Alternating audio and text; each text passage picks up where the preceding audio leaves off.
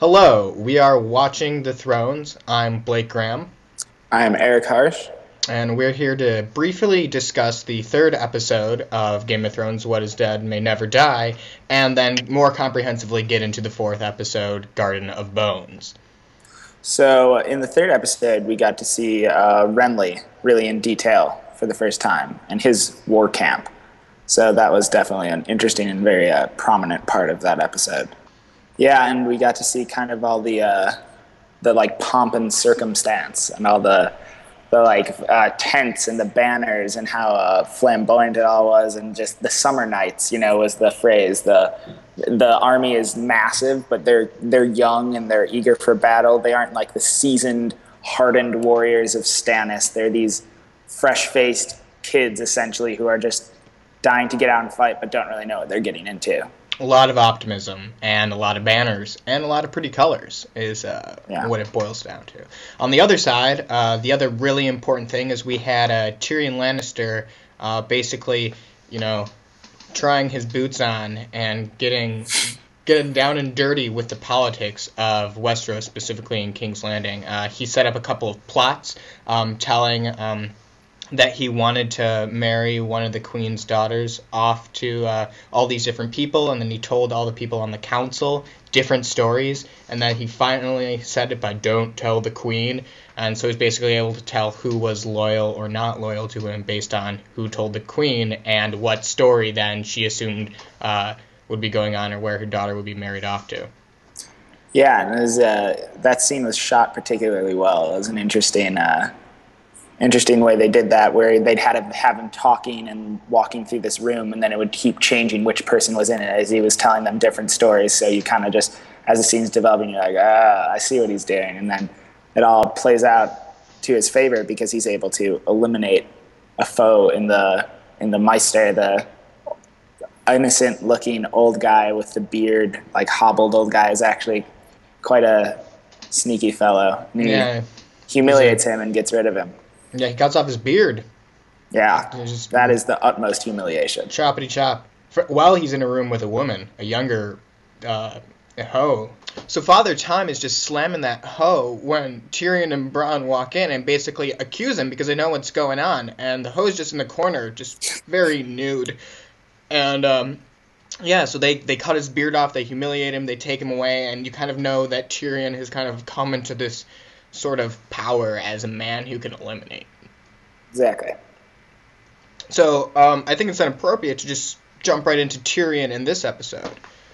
Yeah, in this episode, he's shaking people down some more. He's making the rounds through the whole court and setting things up to where he's in a position where he won't be vulnerable. And one way he's done that in this episode is by intimidating the Lannister cousin who has been sleeping with the queen. And he threatens him into essentially becoming his spy. Right. Sex spy. So by intimidating Lancel and basically putting him in a position where he has to do whatever his bidding is, for fear of Tyrion exposing this incestuous scandal, which Cersei just seems to be really into, because Jaime's not out of her bed for but a couple of months, and she's already tapping into the family stock. Yeah. I'm just waiting for the Tywin Cersei sex showdown of the century. So then we've got Dany, who's found one of her riders come back because she sent out all these scouts and comes back, but he's not on his horse and he doesn't have all of his own stuff. But he's like, hey, yeah, there's these really nice people. They're like, you can come in. We hear you've got dragons. That's cool. So they kind of all scurry off on their horses in that direction. They arrive at the gates, and the 13 of Qarth. It's very foreign pronunciation. I think it's somewhere between Qarth and Qarth. Qarth hybrid. Which is just, don't judge. I mean, that's their name. You gotta respect their nomenclature. But the 13 come out and they're like, hey, let's check out those dragons. And Dany's like, I'm not gonna do that. And they're like, ooh, we're not gonna let you in then. And she's like, well, if you don't let me in, I'm gonna burn you. And I'm gonna burn everyone else, but specifically you. And then she points to the portly man who's doing all the talking is like, you, burned. Yeah. And he's like, but if we don't let you in, you're gonna die. Just gonna die, so that threat has no weight. But then I'm not even going to try to say his name. Starts with an X guy. A comely man who is of the 13, and came from outside the city earlier, and so he can kind of relate to Danny. He stands up and cuts his hand and shows all the other 13, and they're like, oh, you must be pretty serious about letting them come in. He basically vouches for them. So that if they do any rabble-rousing, it's on him. Yeah, and he will become an interesting character later, and I'm excited to see how they play out that whole storyline. Yeah, is it just me, or do you feel that everything else in Westeros is moving so very fast except for Dany's storyline? Yeah, they are dragging along. It's kind of strange. It's a strange dichotomy. Like, everything else is moving rapidly. People are dying. Wars are being fought. Babies are being born-ish. But, you know, she's just kind of milling around in the desert, getting into cities. It wasn't even like we got to see the inside of Cloth. We just kind of... we just got to see the gates, and, like, as they open the gates, what's kind of going on there. And it looks very nice. Like, I'm sure they've got some pretty good amenities, hotels, restaurants. I hear they have a nice West End.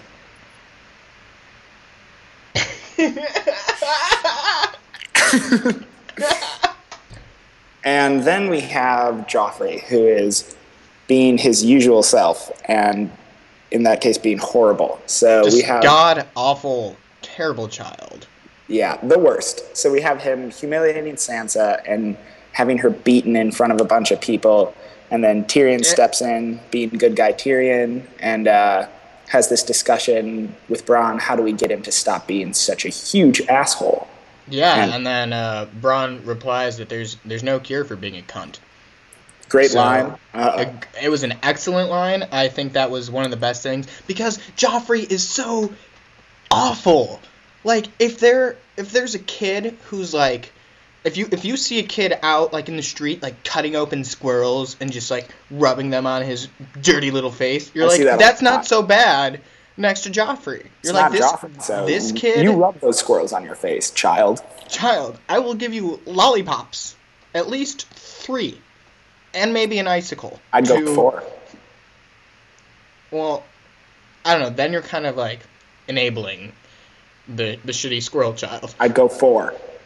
So after Bronn delivers that incredible line, Tyrion is looking for some real solutions to deal with Joffrey's just insane, horny rages, so he suggests that he dip his wick. His wick is his penis. And so, you know, he calls, you know, the local prostitution agency and sends him to his room. Joffrey goes down to his room. The Hound's outside. He's like, Mr. Hound, what are you doing here? He's like, well, your uncle left a present. It's a pretty good one. So he goes in, sees his presents, which are these 2 very comely naked prostitutes from, you know, the brothel or wherever. And instead of dipping his wick, as so suggested by Uncle Tyrion, he makes them beat each other in terrible, just awful, awful ways. And it makes you wonder, could there be a shittier child out there? There couldn't be. I don't think there is. It just gets down to the root of the insanity of him as ruler. And so there's a lot of things in the show that you're not so sure of. Like, I don't think we really know who would be the best ruler or the greatest ruler or the most proper ruler, but we know that Joffrey is the wrong ruler. Yeah, and that scene was it wasn't in the book. It was particularly bad, and it kind of... he was kind of doing it, I thought, to like send a message to Tyrion, because he was saying like, we're going to go back to him and he's going to see like what I've made you do to each other, and like know not to mess with me. So that was going back to his power hungry side and how bad he just wants everyone to submit to him, and Tyrion won't. So he's really trying to get him to bend the knee as it is. Yeah, turn from kinky to cranky pretty darn quickly. Sure did. Well, what started this all, when we get into the scene, is that Robb keeps winning battles. We don't see the battle again, unfortunate, something I've been missing. Disappointed. We just see direwolves jumping at people who are fat the day after, and Robb's kind of perusing the battlefield, looking at all the dead folks, and there's a couple of not so dead folks that could use some medical attention. And so there's these like roaming nurses taking care of them. And he sees a man who's not his own; he's a Lannister man who needs to have his leg chopped off. So he holds him down and helps like this nurse cut his legs off, and he thinks, I'm a good guy because I helped him to live. But he's really not, because had he not fought, that little peasant man, who's probably just like a farmer's boy, would not have lost his leg or many of his compadres beforehand. Yeah, and the nurse particularly challenges him on that, and it kind of challenges his sense of right and wrong, and really kind of just doesn't respect him very much, apparently. I mean, she's kind of and they get in this kind of argument, this back and forth about it, and then there's clearly this sort of romantic interest that stems from that'll be interesting to see how that develops, because that was also not a part of the novel. Yeah, she was a cute nurse, so kudos to her. Then we've got some more Stannis action, and it gets kind of weird. Davos, our favorite character from the Stannis camp, the most relatable character from the Stannis camp, I feel like. And he never has liked Melisandre and never supported this whole new religion, but Stannis asks him to do this task to take her under cover of darkness to like the shore after Stannis and Renly have this confrontation. So he does that, and the results are interesting.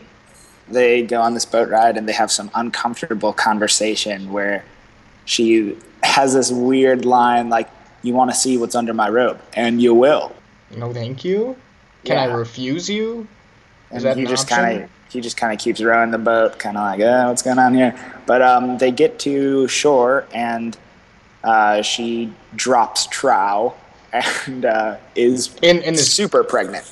Yeah. I don't know what the gestation period of this thing was, because it seems like she got pregnant pretty quickly. That scene with Stannis where they had sex on the big table of all of Westeros, and I'm assuming that is what is responsible for the demonic childbirth that ends up happening under this this cave. So she births some sort of shadow creature right in front of Davos, and he sees these apparitions, and that's kind of where the episode cuts off, leaving us hanging, like not knowing what's going to happen with this sort of magical aspect. Right, and it starts crawling out at first, and then it kind of like wisps into a full standing creature of sorts, which is pretty insane. Yeah, and they don't do a lot of the fantastical elements in the show, so it's always kind of surprising when something like this happens, because it's so grounded in realism that these things sort of upset the balance and make you wonder what's actually going on, because it's one of those things where, I mean, she's a priestess, she's served the Lord of Light, who's this supposed god, and makes you wonder, is that god a real thing? Is that, because the religion in the books is mostly treated as just the beliefs of the people kind of that guide them, but this thing is a very tangible, very real manifestation of something that is otherworldly and supernatural. So we'll have to see what comes of this with the next episode. All right, and the next episode airs tonight, 9 Central on HBO. And we'll be back with more thoughts and non sequiturs next week.